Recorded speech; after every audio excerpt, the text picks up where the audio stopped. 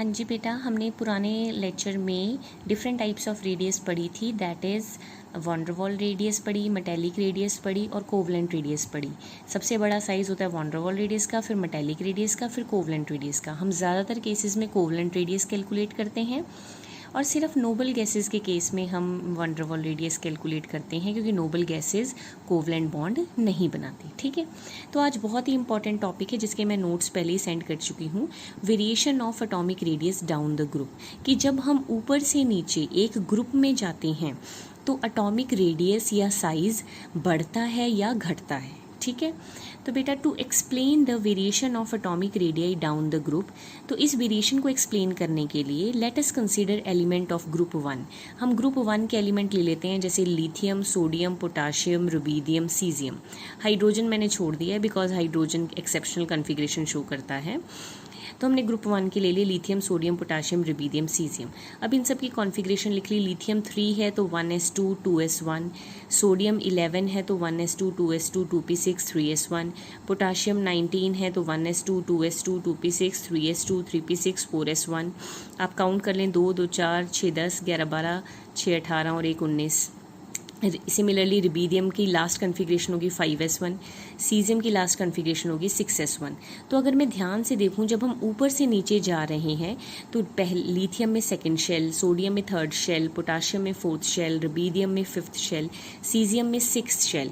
Always a new shell is added which tends to increase the size. एक नया shell add हो रहा है, अगर एक नया शेल ऐड हो रहा है तो साइज़ बढ़ रहा है। और दूसरी चीज़ अगर मैं ध्यान से देखूं कि जब हम ग्रुप में ऊपर से नीचे जा रहे हैं तो ये स्क्रीनिंग इलेक्ट्रॉन बढ़ रहे हैं। स्क्रीनिंग इलेक्ट्रॉन होते हैं न्यूक्लियस और सबसे लास्ट इलेक्ट्रॉन के बीच वाले इलेक्ट्रॉन।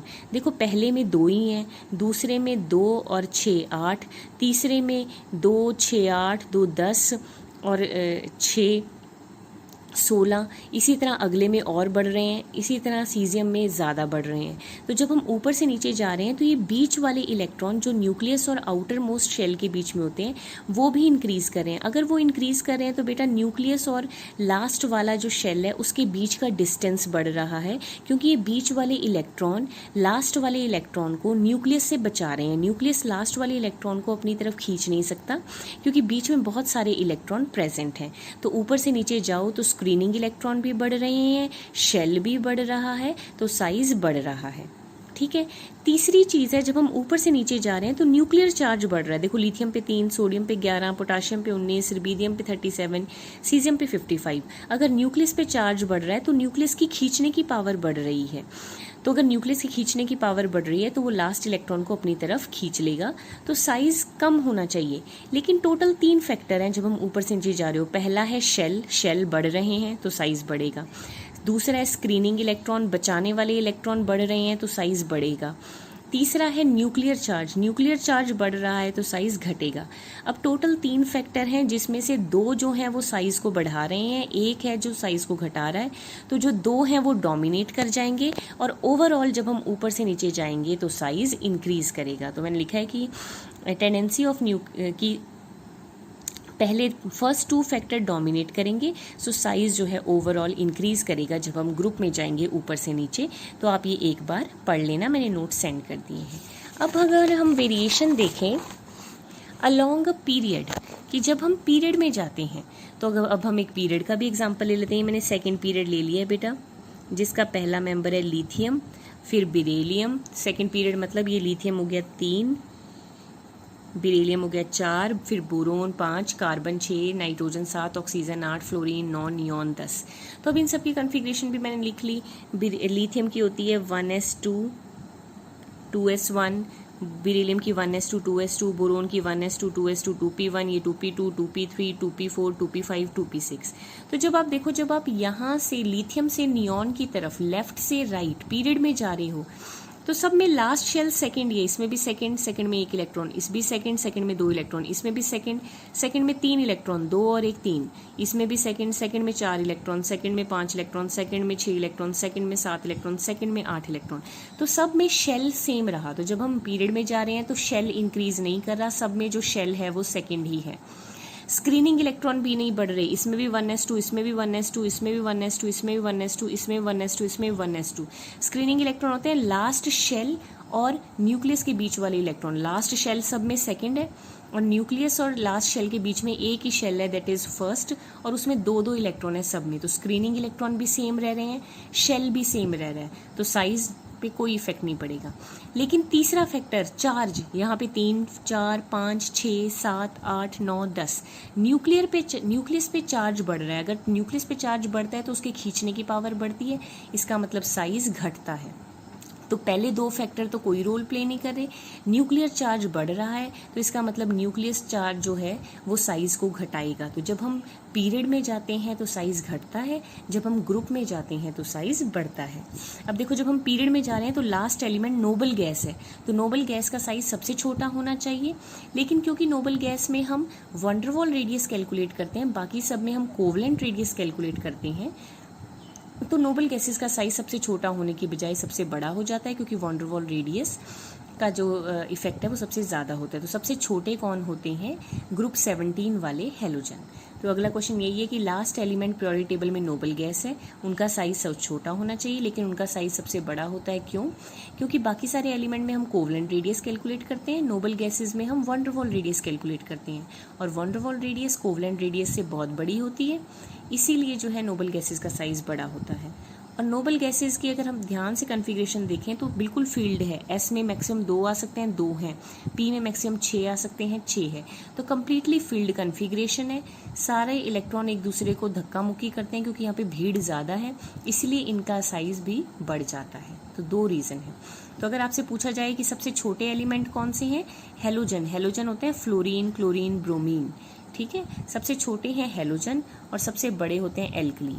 ठीक है, यहाँ से यहाँ जा रहे हो तो साइज डिक्रीज कर रहा है, तो सबसे बड़ा साइज लिथियम वाली फैमिली का, लिथियम होता है ग्रुप 1, सबसे छोटा साइज हेलोजन फैमिली का, मतलब ग्रुप 17। ठीक है, तो जिस तरह से हमने एटॉमिक रेडियस करी उसी तरह से आयनिक रेडियस होती है।